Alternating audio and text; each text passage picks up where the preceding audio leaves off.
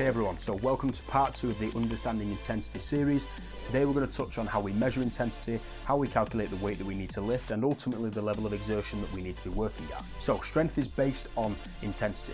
Intensity is a percentage of your maximum output, and ultimately you need to be working at a certain range for you to get stronger. Now, the way in which we calculate the intensity can be split into two main areas: objective and subjective measures. Objective measures just tends to involve more numbers, something that's a little bit more calculated and tends to have a little bit more scientific validity behind it. However, as you'll see in a moment, the subjective measures are also gaining a little bit more evidence, and there tends to be a grey area between the two. So the most common objective measure is the percentage of your 1 rep max. Your 1 rep max being the heaviest weight that you can lift for 1 repetition. If you aren't already familiar with that, okay, you have to go through a 1 rep max test.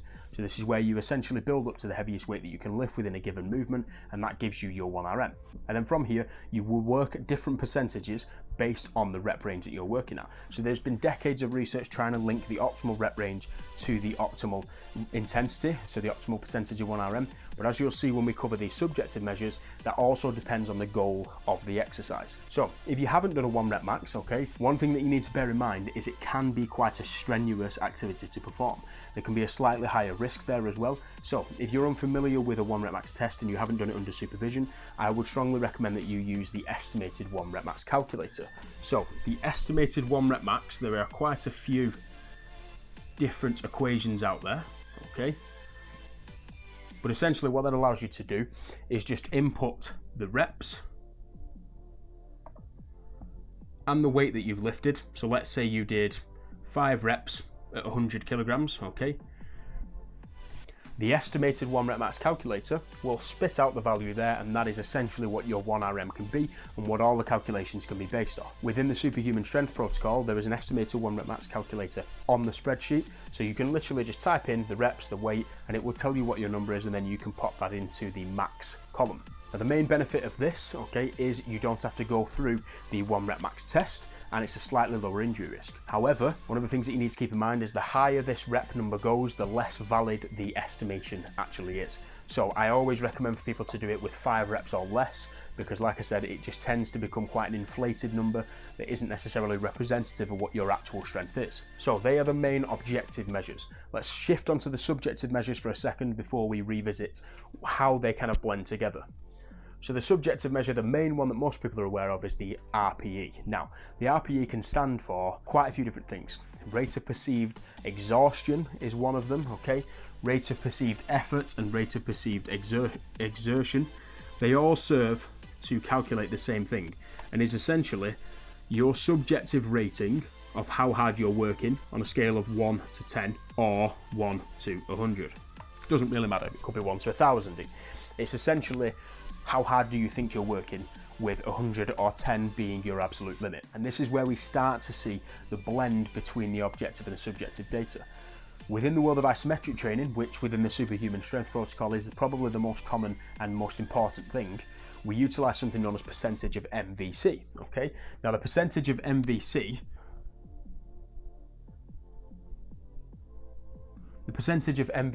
okay, that is your maximum voluntary contraction. Again, if we were to give you 70%, let's say, you're working at 70% of how hard you think your maximal actually is. And again, it does rely on your subjective rating. Now, all of these, whether it is the estimated 1 rep max, whether it is the RPE, all of them are predicated on the accuracy of one thing, okay? Whether or not you have established your baseline. The baseline is the most important thing. You have to know what your limit is in order to be able to work within a range based off of that. Sounds obvious, but again, there's a lot of people that will enter a program not necessarily knowing what their limit is. So there are a couple of different things that you can do that we've already kind of talked about. You can either A, have a testing week where you find out what your limit is, or you can go off things like estimations, but just bear in mind that there's going to be a slight degree of inaccuracy there. Keeping that in mind, okay, with the RPE, most people overestimate what they think is actually a weight that they can lift at that RPE, or they underestimate how difficult it actually was. So for example, if the program says for you to do an RPE 8 at a certain weight, and you think that number is 100 kilos, within the majority of the population, that number would actually be 90 kilos, but you've just pushed it a little bit further than you probably should have done. So I always tell people to err on the side of caution with RPE. However, on the flip side, the research shows that percentage of maximum voluntary contraction, however, so most people overestimate how hard they're actually working. They think it's 70% of their absolute limit, and it's not, it's about 60%. So with the percentage MVC, I actually tell people to go the opposite way and push a little bit harder. So when we first started this video, we talked about the fact that there's been decades of research trying to link the optimal rep range to the percentage of your max. However, this is predicated on one thing: proximity to failure.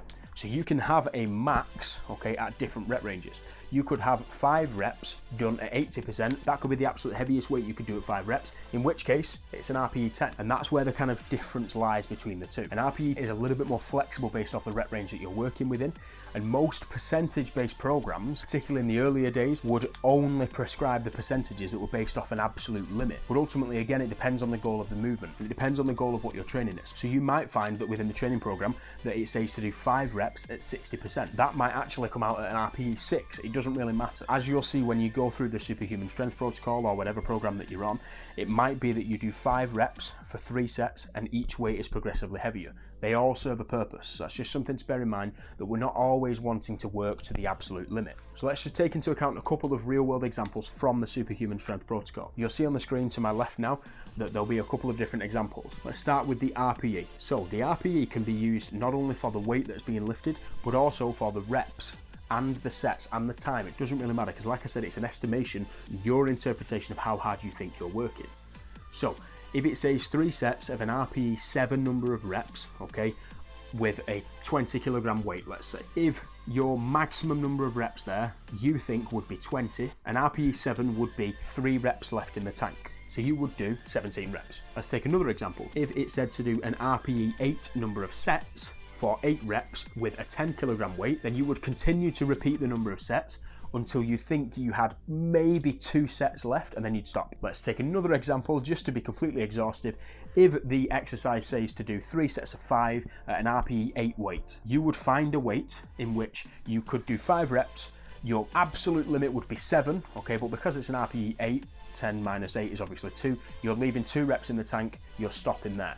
So you would base the weight that you pick, the number of reps that you do, everything like that based off the proximity to failure, with 100% or RPE 10 being the absolute failure point. Let's take an example with the percentage of 1 rep max. Again, on the screen to my left here, you'll see that it will say 3 sets of 5 at 70%, let's say. All you do there, you take whatever your estimated 1 rep max is, you multiply it by 0.7, 70%, and it will tell you what your number is. With this one, however, it might come out to the nearest decimal point. I always tell people to round down based off the weight plates to the nearest 2.5.